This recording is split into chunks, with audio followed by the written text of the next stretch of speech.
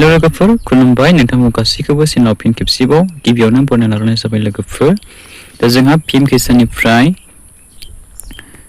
Latest updates फैदों दे लोगोफोर दा भिडिअखौ जागायनायनि सिगां आंनिफ्राय मोनसे गुरै खावलायनाय नोंथांमोना सोरबाफोर जुदि चेनेलाव गोदानै फैसनदोंब्ला नोंथांमोना चेनेलखौ साबस्क्राइब खालामनानै लाग्रोजोबलायबानो जाबाय दे लोगोफोर दा जोंहा PM किसान प्रधान मन्त्रि बे जोंहा आबादारिफोरनि थाखाय बे स्किमा दिहुननाय दा नोंथांमोना थांनाय 2 आगस्टआवहाय नोंथांमोना मोनबाय जानांगौ गोबाङानो फ्राय मोनाखै लोगोफोर सोरबा न'खरनि मोनाखै दा जोंहा मानि थाखाय मोनाखै मानि थाखाय बेबायदि थालांखो माखासेफोरनियाहाय दा नोंथांमोना बेखौनो मोजाङै मिथिया जानो हागौ नोंथांमोना क्लियार जायाखै जानांगौ दा आं बे भिडिअनि गेजेरजों फुरा A to Z डिटेल्स नोंथांमोननो खिन्थाहरनो सानदों दा मानि थाखाय नोंथांमोना PM किसाननि 20 किस्तिनि रांखौहाय मोननो हायाखै दा बेनि आङो माखासे इम्पोर्टेन्ट गाइडलाइन्सफोरखौहाय खिन्थाहरनो सानदों दे लोगोफोर दा आङो नोंथांमोननो बर'नि ट्रेन्सलेट खालामनानै लाना फैदों लोगोफोर दा नोंथांमोना साबसिन बुजिगोन अब्लानो नोंथांमोना नायबानो जाबाय बेवहाय मा लिरना होदों नै लोगोफोर आं बेखौहाय बर'नि ट्रेन्सलेट खालामनानै लाना फैदों नोंथांमोननि सुबिदानि थाखाय लोगोफोर दा बेवहाय नाम्बार 1 आव होनदों कन्डिशन्सफोराहाय बेखौ नायना लादों नै लोगोफोर फार्मार्स हु एक्वायर लेन्ड अनारशिप आफ्टार 1 तारिख 2 मार्च 2019 माने नैबेयाव नायदो बर'नियाव दाना ट्रेन्सलेट खालामनायखौ जाय आबादारिफोरा 1 फेब्रुवारि 2019 नि उनाव हानि बिगोमा मोननो हादोंमोन माने जाय आबादारिफोरा 2019 मायथाइनि उनावसो जायफोराहाय हानि बिगोमा नामजारि जादोंमोन हायाहाय 2019 मायथाइनि उनाव दा बिथांमोनना बे PM किसान सम्मान निधि स्किमनि थाखाय इलिजिबल जानाय नङा माने बिथांमोना मोननाय नङा होनदों बे आबादारिफोरनि राङारि अनसुंथाइखौहाय 2019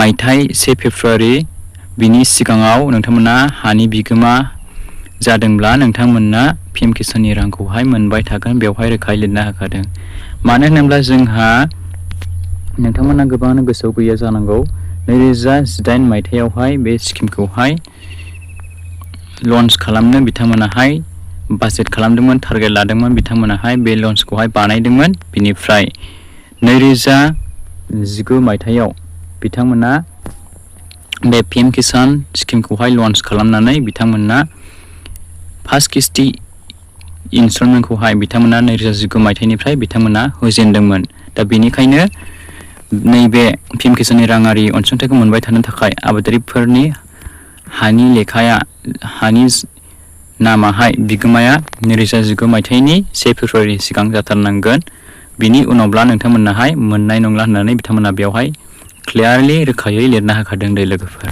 दा नोंथांमोना बेखौहाय क्लियारलि दा बुजिबाय जानांगौ लोगोफोर दा जोंहा मोनसे कन्डिशन दंबावो दे लोगोफोर नैबाव नाय नाम्बार 2 आवहाय cases where more than one family member is receiving benefits example both husband and wife and adult member and minor etc होनदों माने नैबाव नायबानो जाबाय नै लोगोफोर 2 नाम्बार बर'नि ट्रेन्सलेट खालामनायखौहाय बै थासारिफोर जेराव न'खरनि गोबां सोद्रोमाफोरा मुलाम्फा मोनगासिनो दं बिदिन्थि महरै फिसाय आरो बिसि सानैबो सासे बैसोगोरा सोद्रोमा आरो सासे उन्दै गथ' बायदि बायदि माने बेवहाय बुंदों जायफोरा न'खरावहाय सासेनि बारा नोंथांमोना आबादारिफोरनि राङारि अनसुंथाइखौ मोनगासिनो दङ बिथांमोननिखौ दानगोन होनदों बिथांमोना मोननाय नङा माने बिसिया मोनदोंब्ला नोंथांनि फिसाया मोननाय नङा फिसाया मोनदोंब्ला नोंथांनि बिसिया मोननाय नङा माने बिसि फिसाय सानैबो मोनदोंब्ला बेखौ सासे दाननाय जागोन आरो बिनिफ्राय बैसोगोरा सोद्रोमा माने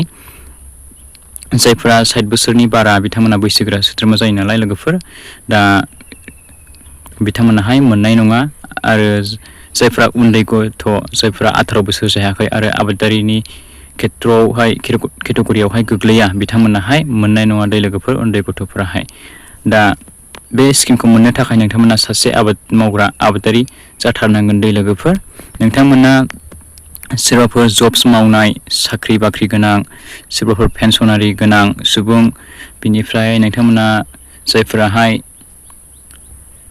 उइद' रान्दि दुखिया बिथांमोन बायदि बिनिफ्राय जायफोरहाय बेबायदिनो हेन्डिकेप आरो जोंहा बुंनो थाङोब्ला अरुनदय गोनां बिथांमोनाबो बे राङारि अनसुंथाइखौ PM किसाननि राङारि अनसुंथाइखौ मोननाय नंला दै लोगोफोर फैबाय थानाय मासनिफ्राय। दा नोंथांमोना नैबे स्किमाहाय आबादारिफोरनि थाखायल' नालाय लोगोफोर दा बिथांमोना लासैनो नोंथांमोननि बे स्टेटासफोरखौहाय चेक खालाम नायै लासैनो फारि फारि दानलांजोबसिगोन लोगोफोर। बिथांमोना न'खराव सासेल' होनो हासिगौ लोगोफोर। दा नोंथांमोना मिथिबाय जानांगौ लोगोफोर। दा रावबो डाउट गैलायला जानांगौ, बयबो गासिबो क्लियार जाबाय जानांगौ लोगोफोर। नोंथांमोननि PM किसाननि फैसाया मानि थाखाय थाबथादों, नोंथांमोना मानि थाखाय 20 केजिनि फैसाखौहाय नोंथांमोना मोननो हायाखै बुङोब्ला दा बेनि खारननि थाखायनो नोंथांमोना मोननो हायाखै दे लोगोफोर। नोंथांमोना